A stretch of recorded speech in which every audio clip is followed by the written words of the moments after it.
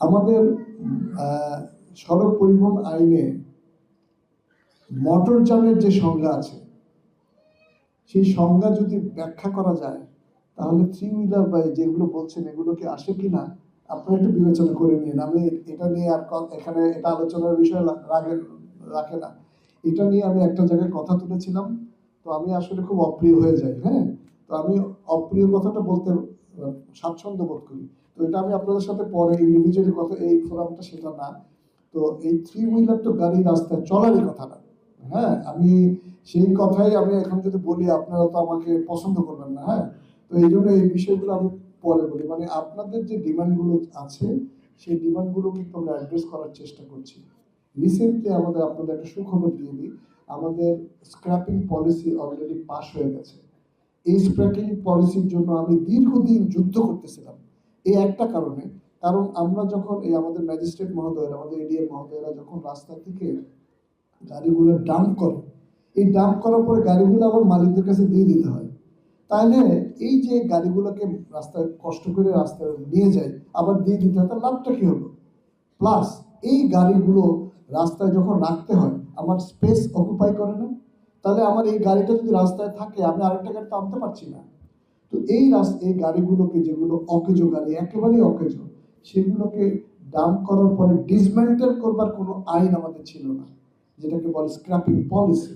আমরা কিন্তু already scraping policy তৈরি করে এটা অলরেডি পাস হয়ে গেছে। এখন আমরা ওটাকে ইমপ্লিমেন্টের প্রসিডিউরে আছি। আমি আশা করছি আপনারা অচিরেই এটা পাবেন। এখন প্রশ্ন হচ্ছে, অনেক মালিকই হয়তো পছন্দ করবেন না যে আচ্ছা এটা তো আসলে অনেক আছে একটি গাড়ি নিয়ে একজন মালিক। আমি কিন্তু এটাও বিশ্বাস করি, রাস্তায় যে অনেক অকেজো গাড়ি আপনারা দেখেন, আপনারা কিন্তু এটা অস্বীকার করতে পারবেন না, কোনো গাড়ি কিন্তু খালি যায় না, তার মধ্যে লোকজন যায়। তার মানে মানুষের ডিমান্ড কিন্তু আছে। সুতরাং এই ডিমান্ডটাকে আপনার অ্যাড্রেস অবশ্যই করতে হবে। আমি সরাসরি সরকারের কাছে জানিয়েছি এই গাড়িগুলোকে যখন আমরা ডিসম্যান্টেল করব তখন তার রিপ্লেসমেন্ট হিসেবে নতুন গাড়ি কিন্তু আনতে হবে।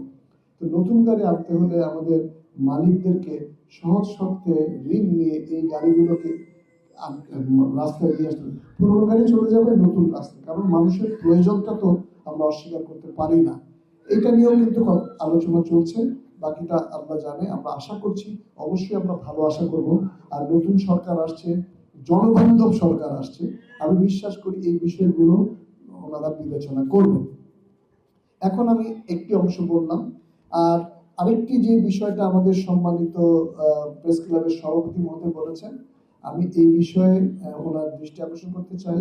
সেটা হচ্ছে, কিছু অ্যানোমালি যে নেই এটা আমি বলবো না, তবে এগুলোকে স্ট্রিমলাইনিং করার জন্য অলরেডি আমরা একটা কমিটি করে দিয়েছি, স্ট্রং কমিটি, তারা এই বিষয়গুলোকে আলোচনা করছে, যেটা আপনাকে পরবর্তীকালে ব্যক্তিগতভাবে আমাদের পরিচালক মহোদয় জানাবে। অলরেডি আমরা একটা কমিটি করে দিয়েছি এই অ্যানোমালিগুলোকে যাতে দূর হয় সেটার, এবং কমিটিকে আমরা মনে একটা সময় দিয়েছি, কতদিন, ওই যে একটা কমিটি এই সমস্যাগুলোকে আইডেন্টিফাই করার জন্য 1 মাস সময়ের মধ্যে তারা এটাকে আইডেন্টিফাই করে অ্যাড্রেস করবে। আমি আশা করছি আপনারা অচিরে এই গ্যাপগুলো সমস্যার সমাধান হবে। আরেকটি প্রবলেম এখনো রয়ে গেছে কোনো জেলায়, আরটিসি গুলো এখনো পুনর্গঠন ঠিক মতো হয়নি। এইটাও কিন্তু আমরা খুব শীঘ্রই করে ফেলবো। এটা আপনার নির্বাচন যেহেতু হয়ে গেছে, এখন আমরা ইনশাল্লাহ করে ফেলবো। সুতরাং এটা মানে সড়কের শৃঙ্খলা আনার জন্য যা করা সেটা আমরা করব। আপনাদের সবে অবগতির জন্য জানাচ্ছি, পুলিশ হেডকোয়ার্টারের সাথে কিন্তু আমাদের একটা এমওইউ হয়েছে, যাতে পুলিশের সাথে আমাদের এই গ্যাপটা যেটা রাস্তায় আছে এই গ্যাপটা যাতে আমাদের একটা হয়েছে। প্লাস আমরা কিন্তু অর্গানাইজেশন একসাথে মোবাইল কোড করছি, পুলিশ, বিআরটিএ এবং পরিবেশ, এই তিনটা একসাথে করছি। মানে আমাদের কার্যক্রম কিন্তু এখন আগের চেয়ে অনেক বেড়েছে। আজকে আপনারা এখানে যে 150 জনকে দেখছেন, একটা 150টা পরিবার, এই 150টা পরিবার কিন্তু 5,56,00,000 টাকা একদিনে পাচ্ছে।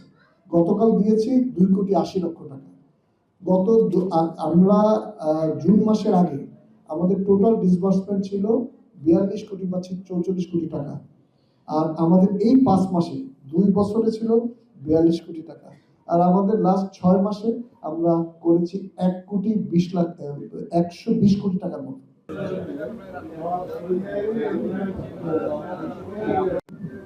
এবার আসবেন শেফালি খাতুন।